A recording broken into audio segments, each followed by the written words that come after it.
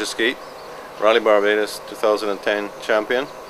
I'm here today to have my car scrutineered, the Subaru WRC S12. We rely very heavily on the scrutineers to make sure that the rules and regulations are adhered to very rigorously to protect us from what can possibly go wrong on an event if we get into trouble, as well as the other people that surround it all. And Adrian Linton is one of the key players in making sure that these things happen. Hi Roger. Hi Adrian. Hi, I'm Adrian Linton, one of the Barbados Rally Club scrutineers, and we're here today to scrutineer Roger's car. Roger? Let's have a look. This car has both systems, both the plumbed in, the extinguisher and the handheld. There are then pipes leading from the extinguisher. This is the outlet here. One will go forward to the engine compartment, another one will go elsewhere into the passenger compartment.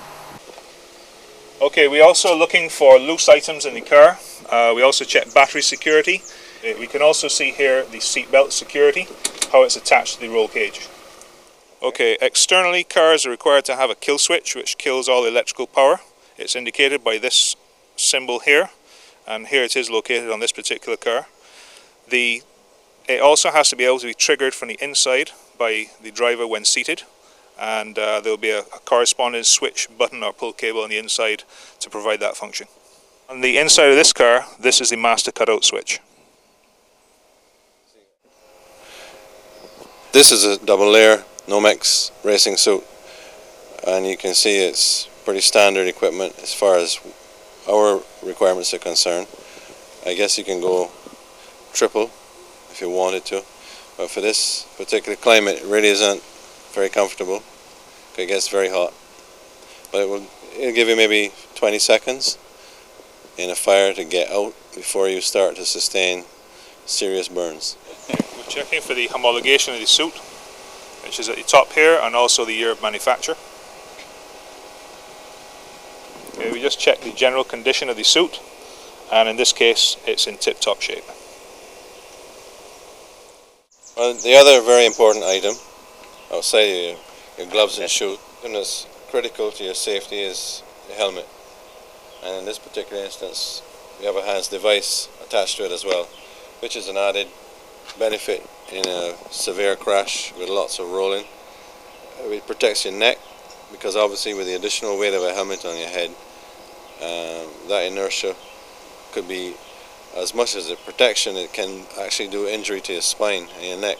So the HANS device is critical to secure everything in the right location and prevent you from sustaining serious injury to your neck.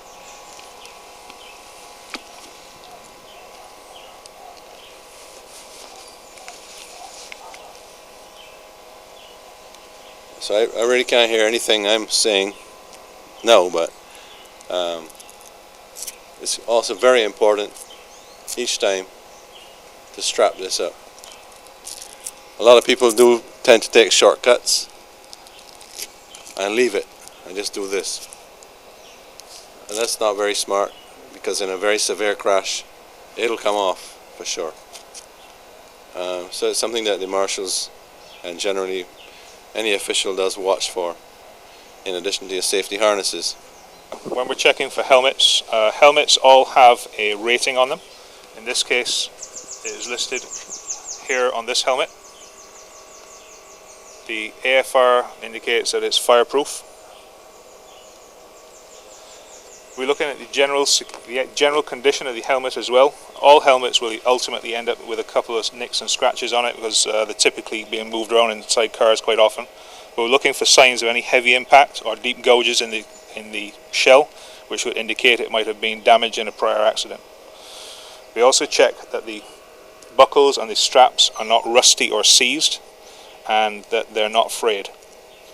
Same thing applies to, in the case of a HANS device, with the tethers. These should be in good condition and not frayed.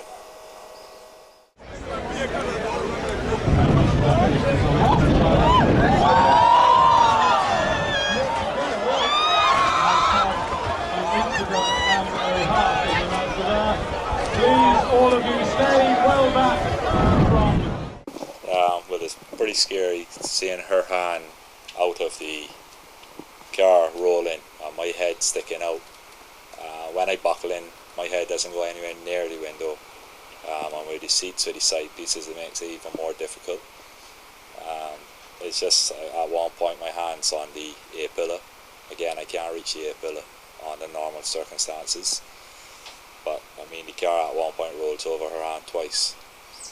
It's hard to believe you got hold of that with all fingers. That's the first thing, and then I mean, the head flying out with the G's as it went. For me, is one thing is flexing out, and it is the seat belt strap came up, so the belt slackened off. Her feet kicked out the windshield, and to think sitting on the ground of the car, because she sits a lot lower than me, that her feet can reach to kick that out. It's just, you cannot imagine what your body is capable of doing until you're under extreme forces like that. The whole roll felt like I was on the end of a piece of string and somebody was whizzing me around.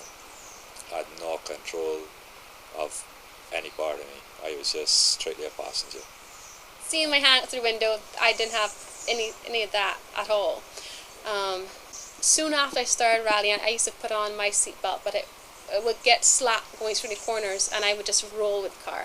I never used to do anything, and I remember this guy coming to me and saying, "No, you need to have your seatbelts tight. You're doing foolishness. You can get hurt."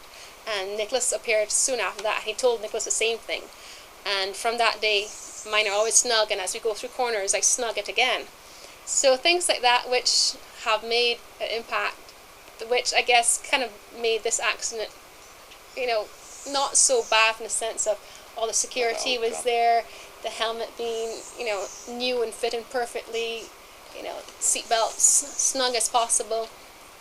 All that, I guess, is what made us very lucky and blessed to get out of that.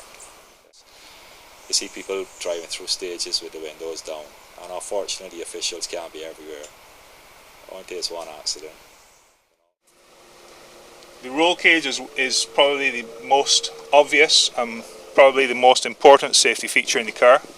The basic minimum requirements are a 6-point cage. This car has a multi-point cage in it. The basic 6-point cage consists of 2 forward legs, one here, one over the other side, that go down alongside the dashboard. There's a bar that goes across the windscreen. Then there are a couple of rear stays. There's one here, there's one on the far side, and this car actually has 2 diagonals, although the minimum requirement is 1. All the other members in here help to stiffen the car and provide additional safety and security for the driver and navigator. Everywhere the roll cage comes either in close contact with the chassis or the shell, or even where it doesn't, it has stiffening ribs. It's welded directly to the shell in places like such as underneath here, more stiffening ribs here. Basically the entire shell and the cage is tied together in as many places as possible to make the entire structure a lot more rigid and thus a lot safer. We were fortunate, really fortunate on that case.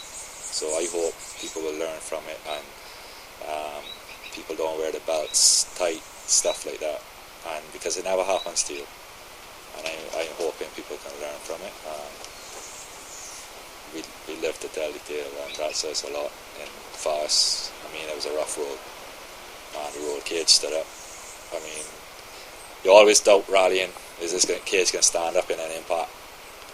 Well, we know now if they're built properly and they're out of the correct material and everything's done right.